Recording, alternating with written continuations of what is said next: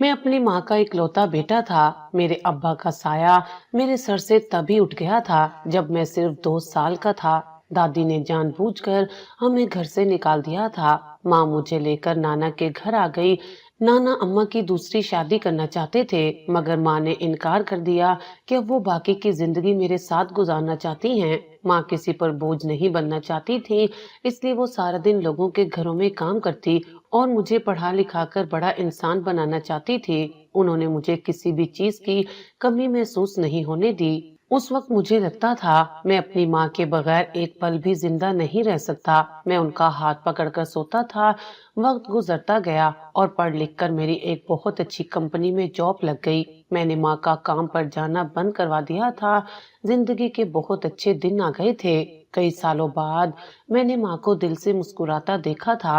अब वो चाहती थी कि मेरी जल्दी से शादी हो जाए और उनका हर ख्वाब पूरा हो जाएगा। मुलाजमत के दौरान मुझे सायरा पसंद आ गई थी। वो बहुत ही खूबसूरत, पढ़ी लिखी और जैसे मैं चाहता था बिल्कुल वैसे ही थी। मैंने अम्मा से अपनी पसंद का जिक्र किया तो उन्होंने एक लम्हा नहीं सोचा और अगले ही दिन बीमार होने के बावजूद रिश्ता लेकर सायरा के घर पहुंच गईं। अहमद की पसंद मेरे सर आंखों पर। अम्मा ने खुशी से सायरा का सर माथा चूमा था और अपनी वाहिद सोने की चूड़ी उसे पहना दी थी। शादी की तैयारियां शुरू हुई। अम्मा ने अपने लिए एक नया जोड़ा तक नहीं बनवाया, वही पुराना रेशमी जोड़ा जो उन्होंने बरसों पहले किसी शादी पर पहना था, उसी को धोकर इस्त्री कर लिया। मेरे बेटे की खुशी है, मैं नए कपड़ों का क्या करूंगी? बहू के लिए अच्छे जेवर बनवाऊं, वो नई है, उससे अच्छा लगना चाहिए, वो हर एक को यही कहती। लेकिन उसी दौरान अम्मा की तबीयत बिगड़ने लगी। बरसों की मुशक्कत, फाका कशी और खामोश डिप्रेशन ने उनके दिमाग पर असर करना शुरू कर दिया था। शादी के चंद दिन पहले ही उन्हें पहला दौरा पड़ा था। वो अचानक सब कुछ भूल गई, यहाँ तक कि मुझे भी पहचानने से इनकार कर दिया। तुम कौन हो? मेरे कमरे में क्यों घुस आए हो? बाहर निकलो यहाँ से, वो चीखने लगी थी। उनकी आंखों में वो ममता गायब थी, वहाँ सिर्फ खौफ और अजनबियत थी। डॉक्टर ने मुआयने के बाद बताया कि ये डिमेंशिया है, जो शायद जहनी दबाव और पुराने सदमात का नतीजा है। दौरे की हालत में वो सब भूल जाती, मगर जब वो ठीक होती तो उन्हें अपनी बीमारी का एहसास तक न होता। वो दोबारा वही मोहब्बत करने वाली माँ बन जाती। शादी हो गई, सायरा घर आ गई। शुरू के चंद माह तो जैसे तैसे गुजरे और फिर अम्मा के दौरे तकरार के साथ पड़ने लगे। वो कभी किचन में जलता हुआ चूल्हा खुला छोड़ देती, कभी आधी रात को घर का बैरूनी दरवाजा खोलकर गली में निकल जाती और कभी सायरा को देखकर शोर मचा देती कि ये चोर है। अहमर, ये क्या मजाक है? तुम्हारी माँ ने आज फिर मेरे जहेज के कपड़े अलमारी से निकाल कर सहन में फेंक दिए हैं और कहने लगी कि ये किसी फकीरनी के हैं। मैं ये सब मजीद बर्दाश्त नहीं कर सकती। सायरा ने गुस्से से फिंकारते हुए कहा, सायरा मेरी जान, वो बीमार हैं, वो जानबूझकर ऐसा नहीं करती, तुम थोड़ा हौसला रखो। मैंने उसे गले लगाकर ठंडा करने की कोशिश की। हौसला? अहमर में एक बीवी बनकर आई थी, नर्स बनकर नहीं। लोग घर आते हैं तो मुझे शर्मिंदगी होती है कि मेरी सास जहनी मरीजा हैं। मोहल्ले वाले तरह तरह की बातें करते हैं। मुझे लगता है कि उनके साथ रह रहकर मैं खुद भी पागल हो जाऊंगी। या तो उन्हें किसी पागल खाने भिजवाओ या फिर मैं चली जाती हूँ। सायरा के अल्फाज जहर में बुझे हुए थे। आहिस्ता आहिस्ता सायरा की रोज रोज की शिकायतों ने मेरे दिल में जगह बनाना शुरू कर दी। मैं जब दफ्तर से थका हारा आता, सायरा की तल्ख बातों और तानों का सामना करना पड़ता।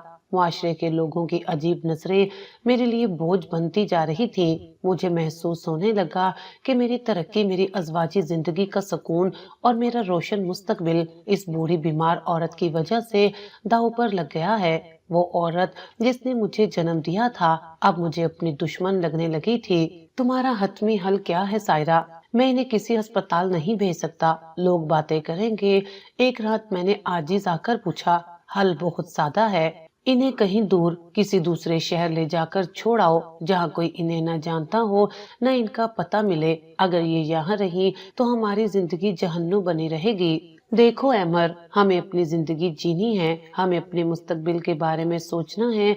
कब तक इस बोझ को ढूंढते रहेंगे? सायरा ने मेरे कंधे पर सर रखकर धीमे और पुरफरेब लहजे में कहा, اس رات میں ایک پل نہ سو سکا۔ ضمیر کی آواز بلند تھی، مگر بیوی کی محبت اور نام نہاد سکون کی خواہش اس سے زیادہ طاقتور ثابت ہو رہی تھی۔ میں نے فیصلہ کر لیا کہ میں اماں کو کسی ایسی جگہ چھوڑاؤں گا جہاں سے وہ کبھی واپس نہ آ سکے۔ کراچی کا ساحل سمندر اس کام کے لیے بہترین تھا۔ وہاں بہت رش ہوتا تھا اور اماں کو اکثر دن کے وقتی دورے پڑتے تھے۔ آج وہی منحوس دن تھا۔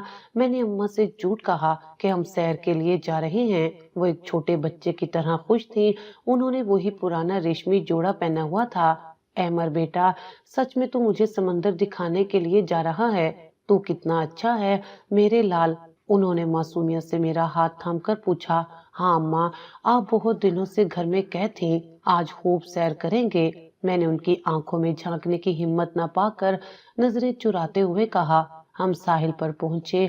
وہاں لوگوں کا ہجوم تھا، سمندر کی لہریں شور مچا رہی تھی، بچے اپنے والدین کے ساتھ ریت کے گھروندے بنا رہے تھے، ہر طرف قہقہے تھے، مگر میرے سینے میں خوفناک خاموشی تھی۔ میں نے اماں کا ہاتھ مضبوطی سے پکڑا ہوا تھا، لیکن جیسے ہی ہم رش کے عین درمیان پہنچے، میں نے محسوس کیا کہ اماں کا ہاتھ ڈھیلا پڑ رہا ہے۔ ان کی نظریں بھٹکنے لگیں، وہی مخصوص کیفیت طاری ہو رہی تھی۔ ان کا دورہ شروع ہو چکا تھا۔ احمر، یہ کہاں آ گئے ہم؟ یہ اتنے لوگ کون ہیں؟ میرا گھر کہاں ہے؟ ان کی آواز میں لرزش اور بے یقینی تھی۔ یہی وہ موقع تھا جس کا میں انتظار کر رہا تھا۔ میں نے آہستگی سے مگر جان بوجھ کر اپنا ہاتھ ان کے ہاتھ سے چھڑا لیا۔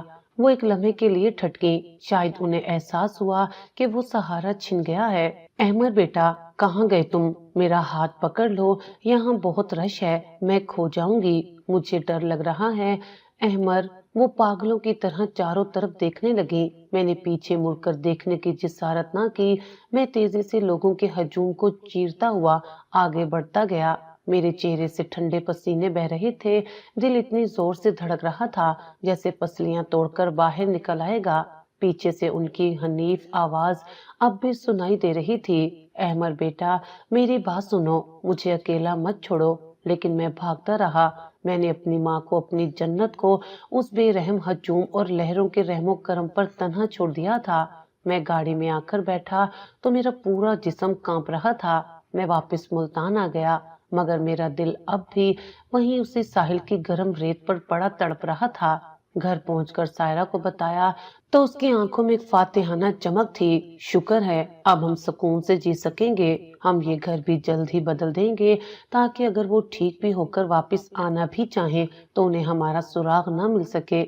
سائرہ نے مستقبل کے رنگین منصوبے بنانا شروع کر دیے۔ میں نے خاموشی سے سر جھکا لیا۔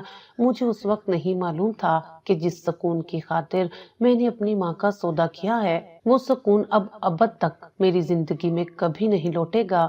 میں نے ایک ایسی آگ کو دعوت دی تھی جس نے مجھے اور میری نسلوں کو جلانا تھا۔ ساحل کی وہ تپتی ریت اور لہروں کا شور میرے کانوں میں آج بھی کسی چیخ کی طرح گونجتا تھا۔ ملتان سے واپسی کا سفر میں نے کسی لاش کی طرح طے کیا تھا۔ سائرہ میرے برابر بیٹھی تھی اور اس کے چہرے پر ایک فاتحانہ مسکراہٹ تھی، جیسے اس نے کوئی بہت بڑی جنگ جیت لی ہو۔ اب سکون ہوا نا احمر؟ دیکھنا اب ہماری زندگی کتنی پرسکون ہو جائے گی۔ سائرہ نے میرا ہاتھ تھامتے ہوئے کہا۔ اس کے لہجے میں رقت تھی، نہ افسوس بلکہ ایک عجیب سی طمانینت تھی۔ سکون پتہ نہیں سائرہ، مجھے تو ایسا لگتا ہے جیسے میں اپنا ہی کوئی عضو وہیں چھوڑایا ہوں۔ میں نے کھڑکی سے باہر دیکھتے ہوئے جواب دیا۔ سڑک پر دوڑتی گاڑیاں مجھے ایسے لگ رہی تھی جیسے وہ سب مجھ سے دور بھاگ رہی ہوں۔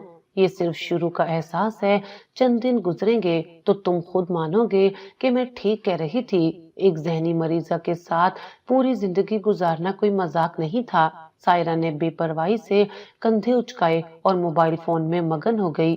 گھر پہنچتے ہی مجھے در و دیوار کاٹنے کو دوڑنے لگے۔ وہ صحن جہاں اماں اکثر بیٹھی تسبیح پڑھتی تھی اب بالکل خالی اور ویران تھا۔ کچن سے ان کی کھانسی کی آواز نہیں آ رہی تھی اور نہ ہی کوئی مجھے یہ کہنے والا تھا کہ احمر بیٹا، ہاتھ منہ دھو لو، میں نے تمہارے لیے پراٹھا بنایا ہے۔ احمر کھڑے کیوں ہو گئے؟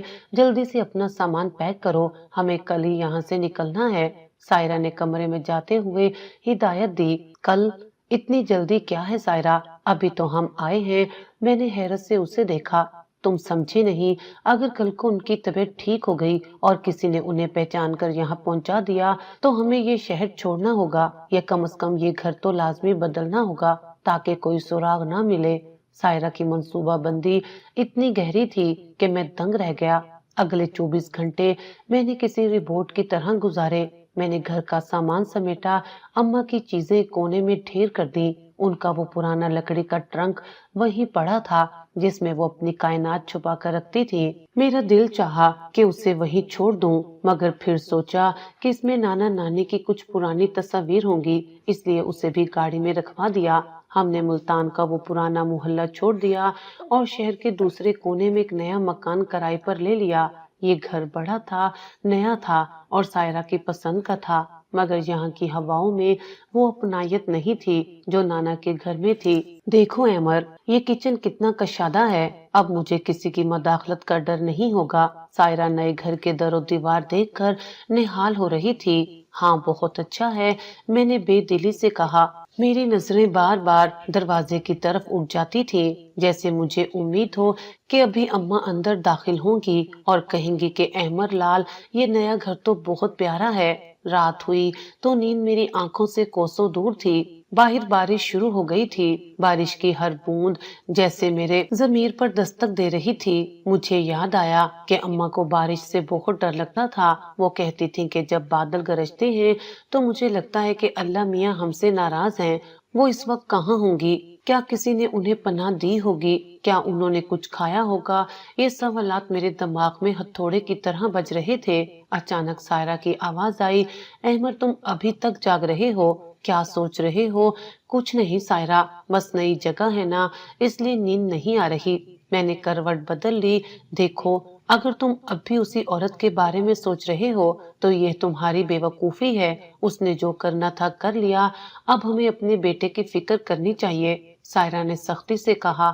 ہمارا 2 سال کا بیٹا زیان دوسرے کمرے میں سو رہا تھا۔ وقت گزرتا گیا، دن ہفتوں میں اور ہفتے مہینوں میں بدلنے لگے۔ میں نے خود کو کام میں اتنا مصروف کر لیا کہ سوچنے کا وقت ہی نہ ملے۔ سائرہ خوش تھی، وہ اب اپنی مرضی کی زندگی جی رہی تھی، پارٹیاں کر رہی تھی اور سہیلیوں کے ساتھ گھوم رہی تھی، مگر میرے اندر ایک خلا بڑھتا جا رہا تھا۔ ایک دن میں آفس سے واپس آیا تو دیکھا کہ زیان صحن میں اکیلا بیٹھا ایک پرانے ڈبے کے ساتھ کھیل رہا تھا۔ بیٹا یہ کیا ہے؟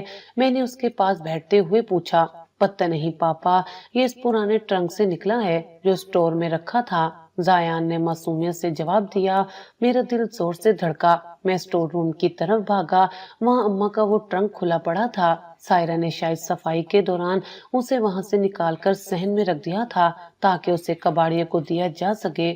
میں ٹرنک کے پاس بیٹھ گیا۔ اس میں سے وہی پرانی خوشبو آ رہی تھی جو اماں کے کپڑوں سے آتی تھی، چنبیلی اور پسینے کی ایک ملی جلی مہک جو صرف ماں کے وجود سے آ سکتی ہے۔ میں نے ٹرنک کے اندر ہاتھ ڈالا۔ سب سے اوپر ان کی وہ پرانی تسبیح پڑی تھی جس کے دانے ان کے مسلسل ذکر سے گھس چکے تھے۔ نیچے ان کے چند بوسیدہ کپڑے تھے، وہی ململ کے دوپٹے جو وہ سر پر اوڑھتی تھی۔ احمر تم یہاں کیا کر رہے ہو؟ میں نے کہا تھا نا کہ یہ کباڑ نکال دو، اس سے گھر میں بو آتی ہے۔ سائرہ نے اسٹور کے دروازے پر کھڑے ہو کر ناک چڑھاتے ہوئے کہا۔ سائرہ یہ کباڑ نہیں ہے، یہ میری ماں کی نشانیاں ہیں۔ میں نے پہلی بار اسے دبے ہوئے غصے سے دیکھا۔ نشانیاں؟ وہ عورت خود ایک بوجھ تھی اور اب تم ان کی ان پرانی چیزوں کو سینت سینت کر رکھ رہے ہو۔ پھینک دو اسے۔ سائرہ ہچکچائی نہیں۔ سائرہ یہ یہی رہے گا۔ میں نے ٹرنک بند کر دیا مگر میرا ہاتھ کانپ رہا تھا۔ اسی رات مجھے ایک عجیب خواب آیا۔ میں نے دیکھا کہ میں اسی ساحل پر کھڑا ہوں اور سمندر کی لہریں بہت اونچی ہو رہی ہیں۔ اماں دور کھڑی ہیں اور ان کا ہاتھ میری طرف بڑھا ہوا ہے۔ وہ کچھ کہہ رہی ہیں مگر لہروں کے شور میں ان کی آواز سنائی نہیں دے رہی۔ میں ان کی طرف بھاگنا چاہتا ہوں مگر میرے پیر ریت میں دھسے ہوئے ہیں۔ اچانک ایک بہت بڑی لہر آئی اور انہیں بہا لے گئی۔ میں چیخ مار کر اٹھ بیٹھا، میرا پورا جسم پسینے میں شرابور تھا۔ سائرہ برابر میں سکون کی نیند سو رہی تھی۔ میں اٹھ کر کچن میں آیا، پانی پیا۔ میرا ضمیر اب مجھے ملامت کرنے لگا۔ وہ تمام لمحے جب اماں نے بھوکا رہ کر مجھے کھلایا تھا، جب انہوں نے اپنی بیماری چھپا کر میری خوشیوں کا خیال رکھا تھا، وہ سب ایک فلم کی طرح میری آنکھوں کے سامنے چلنے لگے۔ میں نے کیا کر دیا؟ میں اتنا سنگدل کیسے ہو گیا؟ میں نے سر پکڑ کر وہیں فرش پر بیٹھ گیا۔ اگلے صبح میں نے ارادہ کیا کہ میں کراچی جاؤں گا اور انہیں ڈھونڈوں گا۔ میں نے سائرہ کو کچھ نہیں بتایا اور آفس کا بہانہ کر کے گھر سے نکل گیا۔ میں سیدھا ایئرپورٹ پہنچا اور کراچی کی فلائٹ لی۔ ساحل سمندر پر پہنچ کر مجھے وہی جگہ مل گئی جہاں میں نے انہیں چھوڑا تھا۔ میں نے وہاں موجود دکاندار، گھوڑے والے اور اونٹ والوں سے ان کا پوچھا۔ بھائی، یہاں ایک بوڑھی خاتون تھی جن کی ذہنی حالت ٹھیک نہیں تھی، کیا آپ نے انہیں دیکھا؟ میں نے ایک چائے والے سے پوچھا۔ صاحب، یہاں تو روز ہزاروں لوگ آتے ہیں، ہمیں کیا پتا کون سی بوڑھی عورت؟ اس نے بے نیازی سے جواب دیا۔ میں نے کئی گھنٹے وہاں گزارے، ہر چہرے میں اپنی ماں کو ڈھونڈا مگر وہ کہیں نہیں تھی۔ وہاں کا رش دیکھ کر مجھے احساس ہوا کہ میں نے ان کے ساتھ کتنی بڑی زیادتی کی تھی۔ وہ تو شہر سے بھی واقف نہیں تھی، وہ کہاں گئی ہوں گی؟ میں نا امید ہو کر واپس ملتان آ گیا۔ سائرہ کو میرا یہ رویہ عجیب لگنے لگا تھا۔ احمد، تم آج کل بہت بدلے بدلے لگ رہے ہو، کیا بات ہے؟ اس نے ایک شام چائے پیتے ہوئے پوچھا۔ کچھ نہیں، بس کام کا بوجھ ہے، میں نے مختصر جواب دیا۔ دیکھو، اگر تم ابھی تک اس بات کو لے کر بیٹھے ہو تو یہ فضول ہے۔ زیان بڑا ہو رہا ہے، ہمیں اس کے اسکول کے لیے پیسے جمع کرنے ہیں، ہمیں اپنی گاڑی بدلنی ہے، ان فضول باتوں میں اپنا وقت ضائع مت کرو۔ سائرہ نے نصیحت کی جیسے وہ مجھے زندگی کا فلسفہ سمجھا رہی ہو۔ میں نے سائرہ کی طرف دیکھا، وہ کتنی خوبصورت تھی مگر اس کے اندر کی ممتا اور ہمدردی جیسے مر چکی تھی۔ کیا میں بھی اس جیسا انسان بن گیا تھا؟ کیا ایک عورت کی محبت میں نے خدا کو بھی بھلا دیا تھا؟ اسی رات میں نے ایک فیصلہ کیا، میں اب خاموش نہیں رہوں گا، میں اپنی ماں کو ڈھونڈ کر رہوں گا، چاہے مجھے اپنی پوری دولت ہی کیوں نہ لٹانی پڑے۔ مگر ایک بات مجھے کھائی جا رہی تھی، وہ ٹوئسٹ جو ابھی تک پردہ غیب میں تھا۔ جب میں نے اماں کو چھوڑا تھا، ان کے چہرے پر خوف نہیں تھا بلکہ ایک عجیب سی خاموشی تھی۔ کیا انہیں پہلے سے معلوم تھا کہ میں یہ کرنے والا ہوں؟ یہ سوال مجھے بے چین کر رہا تھا۔ میں نے سوچا کہ شاید اماں کے اس ٹرنک میں کوئی ایسی چیز ہو جو مجھے ان کے بارے میں کچھ بتا سکے۔ میں دوبارہ سٹور روم میں گیا اور ٹرنک کھولا۔ اس بار میں نے ایک ایک کپڑے کو غور سے دیکھنا شروع کیا۔ وہاں ان کا وہ جوڑا بھی تھا جو انہوں نے میری شادی پر پہنا تھا۔ میں نے اسے اٹھایا تو وہ مجھے بہت بھاری لگا، اس کے اندر کچھ تھا۔ میں نے کپڑے کی تہیں کھولی تو میری آنکھیں کھلی کی کھلی رہ گئیں۔ اس جوڑے کے اندر ایک چھوٹا سا پرس چھپایا گیا تھا، وہی پرس جو اماں ہمیشہ اپنے دوپٹے کے پلو سے باندھ کر رکھتی تھی۔ میں نے پرس کھولا تو اس میں سے چند پرانے نوٹ، میری بچپن کی ایک تصویر اور ایک کاغذ نکلا۔ وہ کاغذ نہیں بلکہ ایک رسید تھی، کسی اولڈ ہوم کی رسید نہیں بلکہ وہ ایک وصیت نامہ تھا جو نانا نے مرنے سے پہلے اماں کے نام کیا تھا۔ اس میں لکھا تھا کہ نانا کا وہ گھر جو میں نے دوبارہ بنوایا تھا وہ دراصل قانونی طور پر اماں کے نام تھا۔ میں نے تو صرف اسے مرمت کروایا تھا مگر اس کی اصل مالکن اماں تھی۔ میرا سر چکرانے لگا۔ اگر وہ گھر اماں کا تھا تو میں نے انہیں ان کے اپنے ہی گھر سے بے دخل کر دیا تھا۔ میں نے سائرہ کے کہنے پر ان کا حق مارا تھا۔ احمد، تم پھر یہاں کباڑ میں بیٹھے ہو؟ سائرہ کی آواز نے مجھے چونکا دیا۔ میں نے جلدی سے وہ رسید چھپا لی۔ سائرہ، اگر اماں واپس آ گئی تو کیا تم انہیں قبول کرو گی؟ میں نے اس کی آنکھوں میں دیکھ کر پوچھا۔ کبھی نہیں، وہ باب اب بند ہو چکا ہے۔ احمد، اسے کھولنے کی کوشش مت کرنا، سائرہ نے دو ٹوک لہجے میں کہا اور وہاں سے چلی گئی۔ میں وہیں اندھیرے میں بیٹھا رہا۔ مجھے اب احساس ہوا کہ میں نے صرف اپنی ماں کو نہیں چھوڑا تھا بلکہ میں نے اپنی عاقبت بھی داؤ پر لگا دی تھی۔ وہ ٹرنک اب میرے لیے صرف ایک لکڑی کا باکس نہیں تھا بلکہ وہ رازوں کی ایک ایسی کتاب تھی جس کا ہر صفحہ مجھے مجرم ثابت کر رہا تھا۔ مگر ابھی اصل انکشاف باقی تھا۔ وہ خط جو اماں نے میرے لیے لکھا تھا وہ ابھی تک میرے سامنے نہیں آیا تھا۔ مجھے نہیں معلوم تھا کہ اماں نے میرے ہر ارادے کو پہلے ہی بھانپ لیا تھا۔ وہ ذہنی مریضہ ضرور تھی مگر ایک ماں کی ممتا کبھی بیمار نہیں ہوتی۔ میں نے ٹرنک کو دوبارہ بند کر دیا مگر میری روح کانپ رہی تھی۔ مجھے لگ رہا تھا کہ اماں کہیں قریب ہی ہیں اور مجھے دیکھ رہی ہیں۔ اماں، مجھے معاف کر دے۔ میرے لبوں سے ایک دبی سی آہ نکلی۔ باہر رات کا اندھیرا گہرا ہو چکا تھا اور میرے گناہوں کا بوجھ بھی۔ ابھی مجھے اس راستے پر چلنا تھا جہاں پچھتاوا ہی پچھتاوا تھا مگر منزل کا کوئی نشان نہیں تھا۔ مگر میری زندگی کا اصل امتحان اب شروع ہونے والا تھا۔ وقت اپنی رفتار سے گزر رہا تھا، مگر میرے لیے جیسے گھڑیاں تھم سی گئی تھی۔ نئے گھر کی آسائشیں، مہنگا فرنیچر اور سائرہ کے کہکے، یہ سب مل کر بھی میرے اندر کے اس سناٹے کو ختم نہیں کر پا رہے تھے جو اماں کے جانے کے بعد پیدا ہوا تھا۔ میں اکثر راتوں کو اٹھ کر صحن میں بیٹھ جاتا اور گھنٹوں اس دیوار کو تکتا رہتا جہاں سے پرندے اڑ کر کہیں دور چلے جاتے تھے۔ احمد، تم پھر یہاں بیٹھے ہو، کیا تمہیں اپنی صحت کا کوئی خیال نہیں؟ سائرہ نے برآمدے میں آتے ہوئے جھنجھلاہٹ سے پوچھا۔ اس کی آواز میں اب وہ محبت نہیں تھی، بس ایک اکتاہٹ سی رہنے لگی تھی۔ صحت؟ سائرہ، کیا تمہیں بھی محسوس ہوتا ہے کہ اس گھر میں ہم 3 نہیں بلکہ 4 لوگ رہتے ہیں؟ میں نے خالی نظروں سے اسے دیکھا، میری آنکھوں کے گرد سیاہ حلقے واضح ہو چکے تھے۔ تمہارا مطلب کیا ہے؟ دیکھو عمر، وہم کا کوئی علاج نہیں ہے، تم خواہ ایک گزری ہوئی بات کو زندگی بنا رہے ہو۔ سائرہ نے لاپرواہی سے شانے اچکائے اور اپنے بال سنوارنے لگی۔ اسے اب صرف اپنی خوبصورتی اور سماجی تقریبات کی فکر رہتی تھی۔ وہ گزری ہوئی بات نہیں ہے سائرہ، وہ میری ماں تھی، میں نے دھیمے مگر مضبوط لہجے میں کہا۔ میرے اندر ایک عجیب سی بے چینی پرورش پا رہی تھی، جیسے کوئی چیز مجھے اندر ہی اندر کھا رہی ہو۔ دن گزرنے کے ساتھ ساتھ میری حالت بدلنے لگی۔ آفس میں کام کے دوران اکثر میں کھو جاتا۔ ایک بار تو باس نے مجھے فائل دیتے ہوئے 3 بار پکارا، مگر میں کہیں اور تھا۔ مجھے ایسا لگتا جیسے کوئی مجھے پکار رہا ہے، وہی آواز، وہی لہجہ۔ احمر بیٹا، میرا ہاتھ پکڑ لو۔ ایک شام جب میں گھر آیا تو زیان صحن میں اکیلا بیٹھا رو رہا تھا۔ اس کے گھٹنے پر چوٹ لگی تھی اور خون بہہ رہا تھا۔ سائرہ کمرے میں کسی سے فون پر ہنس کر باتیں کر رہی تھی۔ سائرہ، زیان کو چوٹ لگی ہے اور تم یہاں فون پر لگی ہو، میں نے غصے سے چلاتے ہوئے کہا۔ میرے اندر کا دباؤ آج پھٹ پڑا تھا۔ اوہ، تو کیا ہوا؟ بچے گرتے ہی رہتے ہیں، تم اتنا ہائپر کیوں ہو رہے ہو؟ سائرہ نے فون کان سے ہٹائے بغیر جواب دیا۔ اس کے لہجے کی سرد مہر نے مجھے ہلا کر رکھ دیا۔ میں نے زیان کو گود میں اٹھایا اور اس کے زخم صاف کرنے لگا۔ اچانک میرے ذہن میں ایک تصویر لہرائی۔ بچپن میں جب مجھے چوٹ لگتی تھی تو اماں تڑپ اٹھتی تھی، وہ خود بھوکی سو جاتی، مگر میرے زخم پر پٹی باندھنے کے لیے پڑوس سے مرہم مانگ کر لاتی۔ پاپا، آپ رو کیوں رہے ہیں؟ زیان نے معصومیت سے میرے آنسو پونچھتے ہوئے پوچھا۔ کچھ نہیں بیٹا، بس آنکھ میں کچھ پڑ گیا ہے۔ میں نے اسے سینے سے لگا لیا۔ اس لمحے مجھے احساس ہوا کہ ممتا کیا ہوتی ہے، اور میں نے اپنی اولاد کو اس عظیم ہستی کی دعا سے محروم کر دیا تھا۔ اسی رات مجھے پہلا دورہ پڑا۔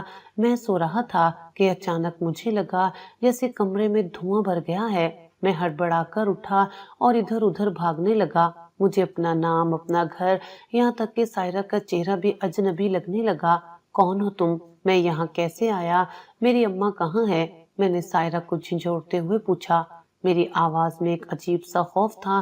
احمد، یہ کیا کر رہے ہو؟ ہوش میں آؤ، میں سائرہ ہوں، تمہاری بیوی۔ وہ بری طرح ڈر گئی تھی۔ چند منٹ بعد جب میں نارمل ہوا تو مجھے کچھ یاد نہیں تھا کہ میں نے کیا کہا، مگر سائرہ کے چہرے پر خوف کے سائے لرز رہے تھے۔ یہ بالکل وہی کیفیت تھی جو اماں پر طاری ہوتی تھی۔ پچھتاوے نے اب میری دماغی حالت پر اثر کرنا شروع کر دیا تھا۔ ڈاکٹر نے اسے ٹرامیٹک سٹریس قرار دیا، مگر میں جانتا تھا کہ یہ مکافات عمل کا آغاز ہے۔ احمد، تم ٹھیک ہو نا؟ کل رات تم بہت عجیب باتیں کر رہے تھے۔ اگلے دن ناشتے پر سائرہ نے ہچکچاتے ہوئے پوچھا۔ مجھے کچھ یاد نہیں سائرہ، بس ایسا لگتا ہے جیسے میرا دماغ 2 حصوں میں بٹ گیا ہے۔ ایک حصہ ماضی میں بھٹک رہا ہے اور دوسرا حال سے خوف زدہ ہے۔ میں نے چائے کا کپ پکڑاتے ہوئے کہا۔ میرے ہاتھ ہلکے ہلکے کانپ رہے تھے۔ دیکھو، تمہیں آرام کی ضرورت ہے، ہم کچھ دن کے لیے شہر سے باہر چلتے ہیں، سائرہ نے مشورہ دیا، مگر میں جانتا تھا کہ وہ خود اس ماحول سے بھاگنا چاہتی تھی۔ چند دن بعد میں دوبارہ کراچی گیا۔ اس بار میں کسی کو بتائے بغیر نکلا تھا۔ ساحل سمندر پر وہی رش، وہی لہریں اور وہی بے حسی تھی۔ میں گھنٹوں اس مقام پر کھڑا رہا جہاں میں نے آخری بار اماں کا ہاتھ چھوڑا تھا۔ بھائی صاحب، آپ یہاں روز آتے ہیں، کسی کو ڈھونڈ رہے ہیں کیا؟ ایک بوڑھے اونٹ والے نے مجھ سے پوچھا۔ اس کی آنکھوں میں ہمدردی تھی۔ ہاں، میری ماں کھو گئی ہے یہاں، میں نے بھرائی ہوئی آواز میں جواب دیا۔ صاحب، یہاں جو کھو جاتا ہے وہ دوبارہ نہیں ملتا، یا تو سمندر اسے لے جاتا ہے یا پھر یہ بے رحم شہر۔ لیکن ایک مائی تھی جو کچھ مہینے پہلے یہاں بیٹھی رو رہی تھی، اسے کچھ لوگ ساتھ لے گئے تھے۔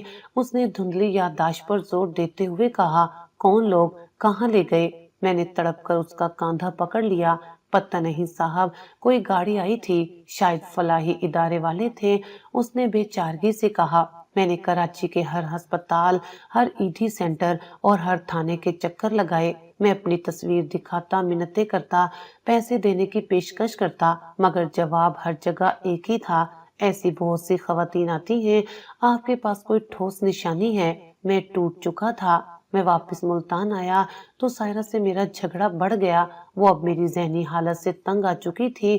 احمر، میں اب اس پاگل پن کو مزید برداشت نہیں کر سکتی۔ تم ہر وقت اپنی ماں کا راگ گاتے رہتے ہو، تم نے خود انہیں چھوڑا تھا، اب یہ ڈرامہ کیوں؟ سائرہ نے غصے سے اپنا بیگ بیڈ پر پٹکا۔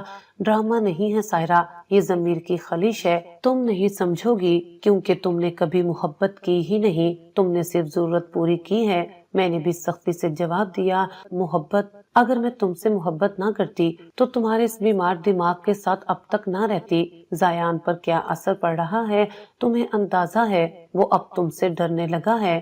سائرہ کی یہ بات میرے دل پر نشتر کی طرح لگی۔ میں زیان کے کمرے میں گیا تو وہ اپنی کتابوں میں گم تھا۔ مجھے دیکھ کر وہ ایک لمحے کے لیے ٹھٹکا، پھر دوبارہ پڑھنے لگا۔ میں اس کے پاس بیٹھا اور اس کے سر پر ہاتھ رکھا۔ بیٹا، آپ مجھ سے ناراض ہو؟ میں نے پیار سے پوچھا۔ نہیں پاپا، بس مجھے ڈر لگتا ہے جب آپ غصہ کرتے ہیں یا جب آپ کچھ بھول جاتے ہیں۔ اس نے معصومیت سے میری طرف دیکھا، اس کی آنکھیں بالکل اماں جیسی تھی۔ اسی دوران سائرہ نے گھر میں تبدیلیاں شروع کر دی۔ اسے لگ رہا تھا کہ شاید گھر کا ماحول بدلنے سے میری طبیعت ٹھیک ہو جائے۔ اس نے پرانا سامان کباڑ میں نکالنا شروع کر دیا۔ ایک دن میں جب آفس سے آیا تو دیکھا کہ صحن میں وہ پرانا ٹرنک کھلا پڑا ہے اور سائرہ اس میں سے اماں کے پرانے کپڑے نکال کر ایک طرف پھینک رہی ہے۔ سائرہ، یہ تم کیا کر رہی ہو؟ میں نے منع کیا تھا نا کہ اس ٹرنک کو ہاتھ مت لگانا۔ میں دھاڑا، احمر یہ کباڑ ہے، اس سے بدبو آتی ہے، میں نئی الماری بنوا رہی ہوں، ہمیں اس پرانی لکڑی کی ضرورت نہیں ہے۔ سائرہ نے بے نیازی سے ایک پرانا دوپٹہ زمین پر پھینکا۔ میرا خون کھول اٹھا مگر میں خاموش رہا۔ میں نے جھک کر وہ کپڑے اٹھانے شروع کیے، وہی پرانے ململ کے دوپٹے، وہی بوسیدہ قمیضیں۔ اچانک میری نظر ایک ایسے جوڑے پر پڑی جو بالکل نیچے دبا ہوا تھا۔ یہ وہ جوڑا تھا جو اماں نے میری شادی کی رات پہنا تھا۔ اس کی رنگت اڑ چکی تھی مگر اس کی تہ میں کچھ عجیب سا ابھار محسوس ہو رہا تھا۔ میں نے اسے اٹھایا تو وہ مجھے غیر معمولی طور پر بھاری لگا، اس کے اندر کچھ تھا۔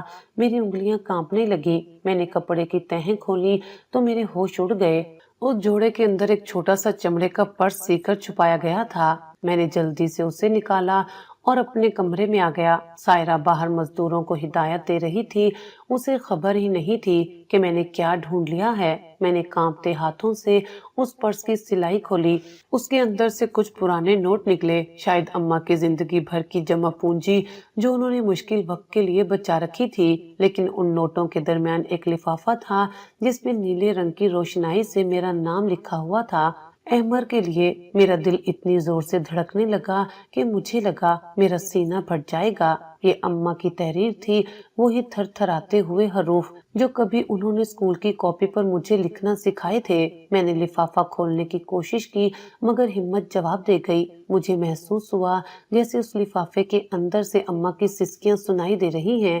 کیا لکھا ہوگا اس میں؟ کیا انہوں نے مجھے بد دعا دی ہوگی یا پھر انہوں نے مجھ سے کوئی شکایت کی ہوگی؟ باہر بادل گرج رہے تھے، وہی کالی رات، وہی بارش جو اماں کو خوف زدہ کر دیتی تھی۔ میں نے کھڑکی سے باہر دیکھا، آسمان سے گرتی ہر بوند جیسے مجھ سے پوچھ رہی تھی کہ تم نے اسے کہاں چھوڑا۔ سائرہ کمرے میں داخل ہوئی، اس کے چہرے پر ابھی بھی وہی اکتاہٹ تھی۔ احمر، کھانا لگ گیا ہے، آ جاؤ۔ میں نے وہ لفافہ جلدی سے تکیے کے نیچے چھپا دیا۔ میں نہیں چاہتا تھا کہ سائرہ کو اس کا علم ہو۔ ابھی میری ہمت نہیں تھی کہ میں اسے پڑھوں۔ مجھے لگ رہا تھا کہ اس خط کو کھولتے ہی میری زندگی کی بساط الٹ جائے گی۔ رات کے پچھلے پہر جب پورا گھر سو رہا تھا، میں نے چراغ جلایا اور وہ خط نکالا۔ کمرے میں خاموشی اتنی گہری تھی کہ مجھے اپنی سانسوں کی آواز بھی ہتھوڑوں کی طرح لگ رہی تھی۔ میں نے لرزتے ہاتھوں سے لفافے کا کونا پھاڑا۔ خط کے اندر سے کاغذ نکلا جو آنسوؤں کے دھبوں سے بھرا ہوا تھا۔ جیسے ہی میری نظر پہلی سطر پر پڑی، میرے پیروں تلے سے زمین نکل گئی، میری آنکھوں کے سامنے اندھیرا چھانے لگا۔ اس خط میں وہ سچائی لکھی تھی جس نے میرے پچھتاوے کو ایک کبھی نہ ختم ہونے والے عذاب میں بدل دینا تھا۔ اماں کو سب معلوم تھا، انہیں وہ سب یاد تھا جو میں اور سائرہ ان کے بارے میں باتیں کرتے تھے۔ ان کا دورہ محض ایک بیماری نہیں تھی بلکہ وہ تو میری آزمائش تھی۔ میں نے خط پڑھنا شروع کیا مگر ہر لفظ میرے سینے میں خنجر کی طرح اتر رہا تھا۔ میری ماں نے مجھے اس وقت بھی معاف کر دیا جب میں انہیں چھوڑنے کا منصوبہ بنا رہا تھا۔ باہر بارش تیز ہو چکی تھی اور کمرے کے اندر میرے آنسوؤں کا سمندر بہہ رہا تھا۔ میں نے خط کو سینے سے لگا لیا اور دھاڑے مار کر رونے لگا۔ اماں مجھے معاف کر دے اماں۔ سائرہ کی آنکھ کھل گئی، وہ حیرت اور غصے سے مجھے دیکھنے لگی۔ احمر کیا ہوا؟ تم پھر وہی پاگل پن شروع کر رہی ہو؟ میں نے اسے کوئی جواب نہیں دیا۔ میری نظریں سامنے کھڑے زایان پر پڑیں جو کمرے کی اوٹ سے مجھے دیکھ رہا تھا۔ اس کی آنکھوں میں وہ سوال تھا جس کا جواب اب میرے پاس نہیں تھا۔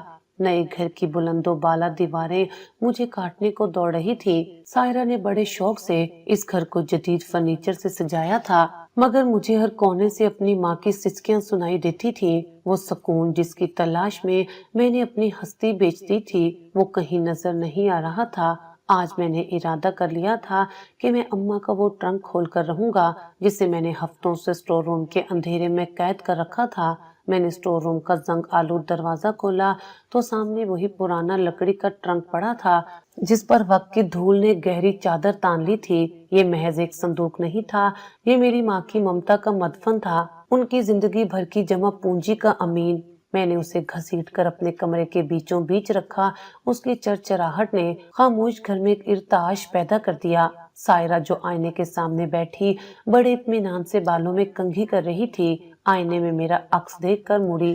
احمر، یہ کیا کباڑ یہاں لے آئے ہو؟ میں نے صبحی مزدوروں سے کہا تھا کہ اسے باہر کچرے والے کو دے دے، اس سے عجیب سی بو آتی ہے، پورے گھر کا ڈیکوریٹ خراب ہو رہا ہے۔ سائرہ نے ماتھے پر بل ڈال کر ناگواری سے کہا۔ اس کے لہجے کی سردی میرے اعصاب پر ہتھوڑے کی طرح لگی۔ سائرہ، اسے یہیں رہنے دو، یہ میرا آخری فیصلہ ہے۔ میں نے اس کی طرف دیکھے بغیر سپوٹ اور فیصلہ کن لہجے میں جواب دیا۔ میرے لہجے میں وہ کاٹ تھی جس نے اسے کچھ دیر کے لیے خاموش کر دیا۔ میں زمین پر بیٹھ گیا۔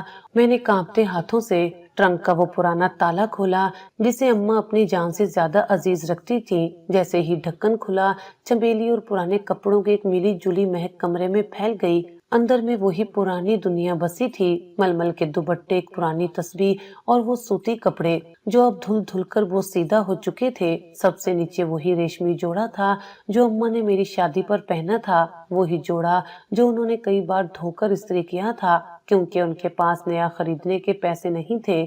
انہوں نے تو وہ پیسے بھی میری شیروانی کے لیے بچا لیے تھے۔ جیسے ہی میں نے اس جوڑے کو اٹھایا، اس کے نیچے سے ایک سفید لفافہ برآمد ہوا جس پر بڑے واضح الفاظ میں میرا نام لکھا تھا۔ لفافہ دیکھتے ہی میرے ماتھے پر ٹھنڈا پسینہ آ گیا۔ میرا دل اتنی زور سے دھڑکا کہ مجھے اپنی پسلیاں ٹوٹتی ہوئی محسوس ہوئیں۔ میں نے لرزتے ہاتھوں سے وہ خط کھولا اور جیسے ہی پہلی سطر پڑھی، میری آنکھوں کے سامنے اندھیرا چھانے لگا۔ میرے بیٹے، میری جان احمر، میری زبان سے ایک ہولناک سسکی نکلی۔ میری ماں، میری پیاری ماں۔ میری آنکھوں سے آنسو ٹوٹ کر کاغذ پر گرے اور نیلی روشنائی پھیلنے لگی جیسے وہ رو رہی ہو۔ خط میں لکھا تھا، میرے بیٹے، میں تمہاری اور تمہاری بیوی کی ساری باتیں سن چکی ہوں۔ تم مجھے دور کہیں چھوڑاؤ گے، اس کا اندازہ مجھے تبھی ہو گیا تھا جب ایک رات تم سائرہ سے کہہ رہے تھے کہ تم فکر نہ کرو، میں اس کا حل نکال لوں گا۔ احمر، ماں کا دل تو ویسے ہی کمزور ہوتا ہے مگر میں نے اس دن خود کو پتھر کر لیا تھا۔ میں جانتی ہوں کہ جب تم یہ خط پڑھو گے تو میں تم پر بوجھ بن چکی ہوں گی اور تم اس بوجھ کو اتار کر کسی اجنبی جگہ پھینک آؤ گے۔ مجھے دورہ پڑتا ہے اور مجھے یاد نہیں رہتا، یہ سچ ہے، لیکن میرا دل کبھی نہیں بھولتا کہ تم میرے وہی چھوٹے احمر ہو جسے میں نے لوگوں کے گھروں میں برتن مانج کر اور فاقے کاٹ کر پالا تھا۔ تمہارا چہرہ میں اس دورے کی حالت میں بھی نہیں بھولتی جب تم بچپن میں بیمار پڑتے تھے اور میں کئی کئی راتیں تمہارے سرہانے جا کر گزارتی تھی۔ اگر میرا وجود تمہاری خوشیوں میں رکاوٹ ہے تو میں خود تمہارے ساتھ چلوں گی، میں تمہیں روکوں گی نہیں۔ میں نے خود کو سینے سے لگا لیا، میرے اندر ایک قیامت برپا تھی۔ اماں کو سب معلوم تھا، وہ جانتے بوجھتے ہوئے اس ذلت کے سفر پر میرے ساتھ چل پڑی تھی تاکہ ان کا بیٹا خوش رہ سکے۔ میں تمہیں بد دعا نہیں دوں گی احمر، کیونکہ ماں کی زبان پر بد دعا نہیں آتی، مگر میری بات یاد رکھنا، ہمیشہ خدا سے ڈرنا، کیونکہ ماں کو چھوڑنے والے کو دنیا کبھی سکون نہیں دیتی۔ میں تم سے ناراض نہیں ہوں، بس دعا ہے کہ تمہیں کبھی وہ دن نہ دیکھنا پڑے جو تم مجھے دکھا رہے ہو۔ کل کو تمہاری اولاد بھی تمہیں ایسے نہ چھوڑے جیسے تم مجھے چھوڑ کر آؤ گے۔ اسی لمحے مجھے اپنے پیچھے کسی کی موجودگی کا احساس ہوا۔ میں نے مڑ کر دیکھا تو میرا 7 سالہ بیٹا زایان دروازے پر کھڑا تھا۔ اس کے معصوم چہرے پر ایسی سنجیدگی اور دکھ تھا جو اس کی عمر سے کہیں زیادہ تھا۔ ابا آپ رو کیوں رہے ہیں؟ کیا آپ کو بھی دادوں کی طرح دورہ پڑا ہے؟ زایان نے قریب آ کر معصومیت سے پوچھا۔ میں نے اسے گلے لگانا چاہا مگر وہ ایک قدم پیچھے ہٹ گیا۔ اس کی آنکھوں میں ایک ایسا سوال تھا جس نے میری روح کے ٹکڑے کر دیے۔ ابا ایک بات پوچھوں، جب آپ بوڑھے ہو جائیں گے اور آپ کو دورے پڑیں گے تو میں بھی آپ کو اسی ساحل پر چھڑاؤں گا نا، اور پھر ہم اپنا گھر بدل لیں گے تاکہ آپ ہمیں ڈھونڈ نہ سکیں۔ میں نے سب سنا تھا ابا، جب آپ ممی سے کہہ رہے تھے کہ دادو اب بوجھ بن گئی ہیں۔ اب میں بڑا ہو رہا ہوں ابا، میں آپ سے سب سیکھ رہا ہوں کہ بوڑھوں کے ساتھ کیا کرنا ہے۔ زایان کے یہ الفاظ نہیں تھے، وہ دہکتے ہوئے کوئلے تھے جو اس نے میرے کلیجے پر رکھ دیے تھے۔ نہیں زایان، ایسا نہیں کہتے بیٹا، میرا مطلب وہ نہیں تھا۔ میرے لبوں سے بامشکل یہ نکلا مگر الفاظ میرا ساتھ نہیں دے رہے تھے۔ کیوں ابا، آپ نے بھی تو یہی کیا نا، دادو کا ہاتھ چھوڑ دیا تھا۔ میں نے وہ دن دیکھا تھا جب آپ واپس آئے تھے اور ممی خوش ہو رہی تھی۔ میں آپ کا بیٹا ہوں، میں وہی کروں گا جو آپ نے کیا۔ زایان یہ کہہ کر کمرے سے باہر نکل گیا جیسے وہ مجھے میری اپنی ہی تصویر دکھا گیا ہو۔ پورا جسم لرزنے لگا، پچھتاوا اب ایک ناسور بن کر میری رگوں میں دوڑ رہا تھا۔ میں دیوانہ وار اٹھا اور سائرہ کی طرف بڑھا جو اب بھی وہیں کھڑی تماشا دیکھ رہی تھی۔ اس کے چہرے پر خوف کی لکیریں واضح تھی۔ دیکھ لیا سائرہ، یہ تمہاری تربیت ہے۔ تم نے میرے معصوم بیٹے کے ذہن میں زہر بھر دیا، تم نے مجھ سے میری ماں چھینی اور آج میرا بیٹا مجھ سے میرا مستقبل چھین رہا ہے۔ تم نے کہا تھا نا کہ ہم سکون سے رہیں گے، دیکھو کتنا سکون ہے اس گھر میں۔ میں غصے اور دکھ سے دھاڑا، احمد تم ہوش میں آؤ، یہ سب تم خود کر رہے ہو، میں نے تو صرف مشورہ دیا تھا۔ سائرہ چلائی، خاموش، دفع ہو جاؤ میری نظروں سے، تمہاری وجہ سے میں نے اپنی جنت بیچ دی، آج سے میرا اور تمہارا کوئی رشتہ نہیں۔ اگر تم میری ماں کو قبول نہیں کر سکتی، میں ابھی جا رہا ہوں، میں انہیں ڈھونڈ کر لاؤں گا، ورنہ میں کبھی واپس نہیں آؤں گا۔ میں نے اسے جھٹکا دیا اور دیوانہ وار گھر سے نکل گیا۔ میں سیدھا کراچی کے اسی ساحل پر پہنچا۔ سمندر کا شور آج ملامت بن کر میرے کانوں سے ٹکرا رہا تھا۔ احمر کہاں ہے تیری ماں؟ لہریں جیسے مجھ سے سوال کر رہی تھی۔ میں نے ریت پر گھٹنوں کے بل بیٹھ کر دھاڑے مار کر رونا شروع کر دیا۔ اماں مجھے معاف کر دے، میں گنہگار ہوں، میں فرعون بن گیا تھا اماں۔ میں نے کئی ہفتے کراچی کی سڑکوں پر گزارے، میں نے ہر اولڈ ہوم، ہر ہسپتال، ہر خیراتی ادارے اور ہر اس درگاہ کی خاک چھانی جہاں لاوارث لوگ پناہ لیتے تھے۔ میں اب خود ایک دیوانہ بن چکا تھا، میرے کپڑے میلے کچیلے ہو چکے تھے، داڑھی بڑھ گئی تھی اور مجھے بھی اب ذہنی تناؤ کی وجہ سے دورے پڑنے لگے تھے۔ میں سڑک پر چلتے چلتے رک جاتا اور لوگوں کے سامنے ہاتھ جوڑ کر پوچھتا، کیا آپ نے میری ماں کو دیکھا ہے؟ انہوں نے ململ کا دوپٹہ اوڑھا ہوگا، وہ مجھے ڈھونڈ رہی ہوں گی۔ لوگ مجھے پاگل سمجھ کر دھڑکار دیتے یا ترس کھا کر کوئی سکہ میری طرف اچھال دیتے۔ ایک دن ایک سماجی ادارے کے دفتر سے اطلاع ملی کہ ایک ضعیف خاتون ان کے اولڈ ہوم میں ہیں جنہیں چند ماہ پہلے ساحل سے لایا گیا تھا۔ میرا دل زور زور سے دھڑکنے لگا۔ میں جب وہاں پہنچا تو ایک بڑے ہال میں بہت سے بوڑھے لوگ اپنی باری کا انتظار کر رہے تھے۔ ایک دور دراز کونے میں وہ ضعیف سا وجود دیوار سے ٹیک لگائے بیٹھا تھا جس کی پہچان میرے خون کے ایک ایک قطرے میں تھی۔ اماں، میں نے ہچکیاں لیتے ہوئے پکارا اور ان کے قدموں میں ڈھیر ہو گیا۔ اماں، میں نے دھیرے سے سر اٹھایا۔ ان کی آنکھوں میں وہ پہلے والی پہچان نہیں تھی، بلکہ گہری اجنبیت اور دکھ تھا۔ کون ہو تم بیٹا؟ میرا احمر کہاں ہے؟ وہ آنے والا ہوگا، اس نے کہا تھا وہ میرے لیے غبارہ لائے گا، وہ مجھے لینے آئے گا، اس نے میرا ہاتھ غلطی سے چھوڑا تھا نا۔ ان کے ان معصومانہ الفاظ نے میرے سینے میں ہزاروں خنجر اتار دیے۔ اماں، میں ہی احمر ہوں، آپ کا وہ بدبخت بیٹا، مجھے معاف کر دے، میں آپ کو لینے آیا ہوں، اب ہم کبھی بھی الگ نہیں ہوں گے۔ اماں نے میرا ہاتھ جھٹک دیا۔ نہیں، تم وہ نہیں ہو، میرا احمر تو بہت اچھا تھا، وہ تو میری تسبیح کے دانے گنتا تھا، وہ مجھے کبھی نہیں چھوڑ سکتا تھا۔ تم چلے جاؤ یہاں سے، میں اپنے بیٹے کا انتظار کر رہی ہوں۔ میں گھنٹوں ان کے پاؤں پکڑ کر روتا رہا، معافیاں مانگتا رہا۔ اولڈ ہوم کی انتظامیہ نے مجھے دیکھا تو ان کی آنکھوں میں بھی آنسو آ گئے۔ آخر کار جب میں نے تڑپ تڑپ کر ان کا دامن تھاما اور اپنی زندگی کا واسطہ دیا تو ان کی آنکھوں میں ایک لمحے کے لیے چمک آئی۔ انہوں نے لرزتے ہاتھوں سے میرا سر سہلایا۔ وہ لمس ایسا تھا جیسے تپتی ہوئی دوپہر میں کسی نے ٹھنڈا پانی ڈال دیا ہو۔ میں اماں کو واپس ملتان لے آیا۔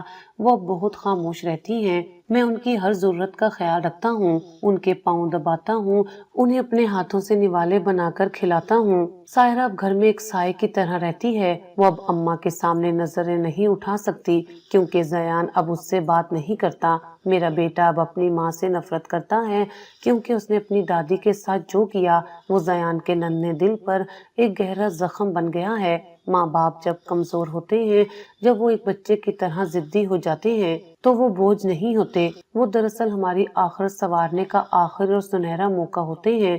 جو اولاد اس آزمائش میں فیل ہو جائے، وہ پوری زندگی دنیاوی طور پر کتنا ہی کامیاب کیوں نہ ہو جائے، وہ اندر سے ہمیشہ خالی اور ناکام ہی رہتی ہے۔ میں آج بھی جب اماں کو سوتے ہوئے دیکھتا ہوں تو وہ خط یاد آ جاتا ہے اور میرا پورا وجود شرمندگی کی آگ میں جلنے لگتا ہے۔ پچھتاوا شاید کبھی ختم نہیں ہوتا، بس انسان اس کے ساتھ جینا سیکھ لیتا ہے۔